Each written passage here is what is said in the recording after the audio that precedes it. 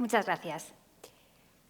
Durante muchos años habíamos pensado que ser inteligentes era la capacidad de estas personas que sabían muchas cosas o que almacenaban muchos datos en su memoria.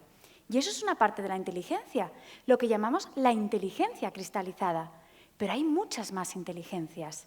Sabemos que la inteligencia es la capacidad para resolver problemas de todo tipo, problemas en el trabajo, problemas en los estudios, problemas de la vida cotidiana, pero también problemas en nuestras interacciones sociales. De hecho, hoy en día cada vez cobra más importancia la inteligencia emocional. Y determinados estudios nos dicen que el 85% de las competencias de los líderes de las organizaciones son competencias socioemocionales. ¿Qué es esto de la inteligencia emocional? La inteligencia emocional es la capacidad para, en un primer momento, entender, percibir cuáles son las emociones que estamos sintiendo, ser conscientes de lo que estamos sintiendo, tanto nosotros mismos como las personas que nos rodean. Comprender por qué nos sentimos así, poner nombre y ser capaz de verbalizar lo que nosotros sentimos y lo que sienten los demás. Utilizar además las emociones a nuestro favor y no en nuestra contra. Las emociones nos pueden ayudar a hacer una toma de decisiones precisamente mucho más inteligente. Y por último, la última habilidad de la inteligencia emocional es la capacidad para regular las emociones. Seguro que a todos os ha pasado que en ocasiones nos hemos quedado presos de una determinada emoción y en lugar de responder hemos reaccionado de forma automática y a veces hemos dicho cosas pues que a lo mejor nos hemos arrepentido un poco. Todo esto es lo que hace la inteligencia emocional. Y hay mucha gente que piensa que la inteligencia emocional es algo que está como muy de moda, que es una cosa como muy reciente, cuando, fijaros, porque ya Charles Darwin hablaba de la importancia de las capacidades afectivas, incluso nos decía que no es la especie más fuerte la que sobrevive, ni la más inteligente, sino la que mejor responde y se adapta al cambio. Hoy en día, en la sociedad en la que vivimos, que todo cambia tan deprisa, de un año para otro cambian las formas de relacionarnos, cambian las formas de comunicarnos, cambian las familias, cambian los trabajos, cambian los amigos. ¿Creéis que es importante adaptarnos a los cambios? Yo creo que es fundamental y para eso va a ser muy importante ser flexibles y además tener una muy buena tolerancia a la frustración. ¿Creéis que estamos preparados para ello? Y es más, a los niños les estamos enseñando estas capacidades que sabemos que van a ser fundamentales para conseguir éxito en la sociedad de hoy en día. Yo trabajo como psicóloga y a mí me gusta, pues, sobre todo cuando trabajo con familias, cuando trabajo con niños y con niñas, el primer día que vengan los padres. Les hacemos muchas preguntas, les hacemos una buena historia clínica, porque tenemos que tener pues, un buen análisis funcional para saber qué es lo que les ocurre, pero a la hora de terminar, siempre me gusta terminar con una pregunta que es, bueno, en definitiva, ¿qué es lo que quieres conseguir para tu hijo, para tu hija? ¿A qué quieres que yo te ayude? ¿Sabéis cuál es la respuesta que siempre o casi siempre nos dan? Yo lo que quiero es que sea feliz, que mi hijo, que mi hija sea feliz. Y es algo que es absolutamente razonable aspirar a esa felicidad, tanto para nosotros mismos como para las personas pues, que quizás son las más importantes de nuestra vida, nuestros hijos. Pero si queremos que sean felices, habrá que prepararles para la vida. ¿Por qué? Porque si no cuentan con herramientas, no cuentan con técnicas, no saben muy bien cómo actuar, es muy complicado ser feliz. Entonces, ¿qué es lo que tenemos que hacer? Vamos a prepararles para la vida y en ocasiones como lo que queremos es, no, venga, que sean muy felices, ¿qué es lo que pasa? Que prácticamente hacemos todo lo contrario y caemos en lo que los psicólogos llamamos, e insistimos tanto, de la sobreprotección. Les metemos en una burbuja en el que no les pase nada, que no sufran, que no, bueno, ya es pequeñito, ya se tendrá que esforzar cuando sea mayor, ya lo pasará mal, ya tendrá tiempo. Entonces, ¿para qué le voy a despertar un poquito antes y que se vista solo? Que duerma. Y luego no se sabe vestir. ¿O para qué va a preparar en la mochila? Bueno, ya se la preparo yo, ya se la llevo yo. Y luego no se sabe planificar, y luego no se sabe organizar cuando llega el futuro. O no le voy a decir que no, porque si no se va a frustrar. ¿Y cuántos nos vamos a recibir a lo largo de nuestra vida? Eso no significa que haya que decir que no a todo, que a veces también ahí se nos va un poco rápido.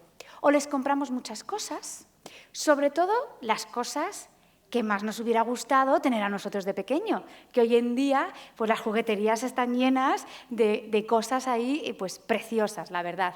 Pero ¿creéis que hay algún estudio que relaciona que ser feliz tiene que ver con tener muchos juguetes? O tener muchos bolsos en el armario, ¿no?, para una mujer, o tener un coche más potente. Porque esto no ocurre así. Ningún estudio relaciona la felicidad con tener muchas cosas de tipo material. O lo que hacemos es que les apuntamos a todo. Sabemos que es muy bueno que hagan deporte, que lo es, que hablen idiomas, que también lo es, que practiquen instrumentos, que también lo es. ¿Cuál es el problema? Cuando perdemos ahí un poco el sentido común y queremos que lo hagan todo a la vez. Y al final, ¿qué es lo que está pasando? Que tenemos niños hiperestimulados, que tienen muchas cosas, que tienen muchas actividades, pero les falta algo que es fundamental, que es tiempo. Y a veces tiempo libre, ¿para qué? Para ser ellos los que dirijan su vida, para ser ellos los que en un determinado momento elijan a qué jugar, qué hacer, que aprendan también a dirigir su conducta, y esto es algo que es fundamental. O otra cosa que nos ocurre, bueno, venga, si ante cualquier problema, a mí no me cuesta nada ayudarte, si yo no voy a tardar nada, si es que yo te quiero mucho, ya te lo hago yo. ¿Qué pasa? ¿Qué mensaje va implícito si aquí está súper mamá o súper papá para ayudarte, para hacértelo todo? El mensaje implícito es yo puedo, pero tú no puedes. Y esto que va en contra de su seguridad, en contra de su autoestima, y es más, no estamos trabajando con los niños esa capacidad, ese valor de ser autónomos, de aprender primero a resolver las cosas. Ante un problema, ¿qué es lo que tenemos que educar? Tú inténtalo arreglar. Y si no puedes, por supuesto que puedes pedir ayuda. Y aquí estoy yo para ayudarte, pero primero lo intentamos en primera persona. ¿Por qué? Sabemos que el agente mejor posicionado para trabajar la inteligencia emocional son las familias. Las familias pueden hacer muchísimo. Es verdad que si además pues estamos en un colegio donde se hacen programas de inteligencia emocional, pues todavía va a ser mucho mejor. Pero las familias somos ese agente mejor posicionado, pero también podemos ser la fuente también del mayor enemigo de la inteligencia emocional. Y el mayor enemigo de la inteligencia emocional es la sobreprotección. Cuando estamos hablando de padres, de madres que están sobreprotegiendo a sus hijos, ¿creéis que es porque no les quieren? En absoluto. Lo que está pasando es que se está malentendiendo el amor maternal o paternal. Como te quiero tanto, ay, ¿para qué te vas a esforzar? Que te lo hago yo. Y no nos estamos dando cuenta que les estamos haciendo un flaco favor. Porque los niños tienen que tener un vínculo de seguridad. Tenemos que fomentar un apego seguro con los niños, no apegos que fomenten la dependencia, porque estaríamos generando un apego de tipo inseguro y eso va a interferir en el correcto desarrollo de las capacidades emocionales de nuestros hijos. Al final, se trata de no tanto preparar el camino para tus hijos, sino a tus hijos para el camino, que sean capaces de andar en todas las superficies. Cuando el camino ya no está bien asfaltado y está todo marcado, fenomenal, perfecto, que vayan disfrutando. Pero si en algún momento está embarrado, se vuelve más escarpado, hay charcos, no se sabe muy bien por dónde ir, que ellos también sean capaces. En definitiva, ¿qué es lo que se trata? No evitar que los niños se caigan, no evitar que no les pase nada, sino enseñarles a levantarse. ¿Por qué? Porque además sabemos que el error es una de las mejores fuentes de aprendizaje. De hecho, hay un aprendizaje que se llama así, aprendizaje por ensayo y por error. Y esto se ve muy bien en los niños cuando son chiquititos, que van jugando a las cosas, que van viendo. ¿Os acordáis cuando vuestros hijos eran pequeños y tenían que meter los tarugos en cositas así en plan de plástico, ir viendo cómo se metía cada uno? ¿Cómo lo hacían? Probando uno y otro. Si no les permitimos que se equivoquen, ¿creéis que se puede dar este tipo de aprendizaje? Está claro que no. Entonces, vamos a utilizar el error como fuente de aprendizaje, pero para eso necesitamos 3 cosas fundamentales. La primera de todas es que si un niño se equivoca, ¿qué hacemos? Porque a veces lo que nos sale es, oh, Dios mío, te has equivocado, hay que repetir los deberes. O, hay que volver a hacer la redacción. Y parece que es algo dramático, cuando no hay que dramatizar el error. ¿Te has equivocado? Vale, lo reconocemos, lo corregimos y ya está. Y en segundo lugar, los primeros que tenemos que reconocer los errores, ¿quiénes somos? Nosotros mismos. Porque todos y cada uno de nosotros, todos los que estamos aquí, hemos cometido algún error. Incluso 2, 3 y muchos más. Porque no somos perfectos, porque todos nos equivocamos. Y es importante que nuestros hijos vean que reconocemos cuando hemos cometido un error. Y en tercer lugar, hay que aprender de él. Tampoco vale llegar a decir, bueno, pues no pasa nada. No. Asumo que he cometido ese error, lo reconozco y busco la forma de solucionarlo, porque además de esta forma vamos a enseñar a los niños el cómo hacerlo. Vivimos además en una sociedad de tiempos líquidos. Hemos dicho que todo cambia muy, muy deprisa y que tenemos que tener una muy buena capacidad de adaptación. Si queremos realmente tener éxito en la exigente sociedad de hoy en día, va a ser fundamental el que pues que hagamos algo que, fijaros, porque ya estaba escrito en el templo Apolo en Grecia, que es conócete a ti mismo y comprende a los demás. Pero para esto, ¿qué necesitamos? Una variable fundamental, que es el tiempo. Tiempo para hacer esa introspección, tiempo para conocernos, tiempo para pararnos también y conocer a los demás. Y hoy en día es quizás lo que más nos falta. ¿Por qué? Pues porque en ocasiones vamos todos con unos aparatos en el bolsillo que nos permiten la conexión a un mundo en el que no nos deja muchas veces hacer esa capacidad de introspección. De hecho, vamos, ¿no?, incluso con el cargador ahí externo por ante el drama de que nos quedemos sin batería y no nos podamos ahí conectar y saber de los demás. Por eso, retomando ahí un poco, ¿qué es lo que pasa cuando un niño nos dice que se aburre? Esto va muy relacionado también con el tiempo. ¿Qué es lo que hacemos automáticamente? Que no se aburra. Le entretenemos, le damos un dispositivo electrónico, cuando es importante aprender a aburrirnos, es importante a estar con nosotros mismos. Porque la única persona que tenemos garantizada que nos va a acompañar el resto de nuestra vida, ¿quiénes somos? Nosotros mismos. Si no sabemos estar a gusto con nosotros mismos, vamos a tener un problema. Y además os aseguro que no hay documentada ninguna muerte por aburrimiento.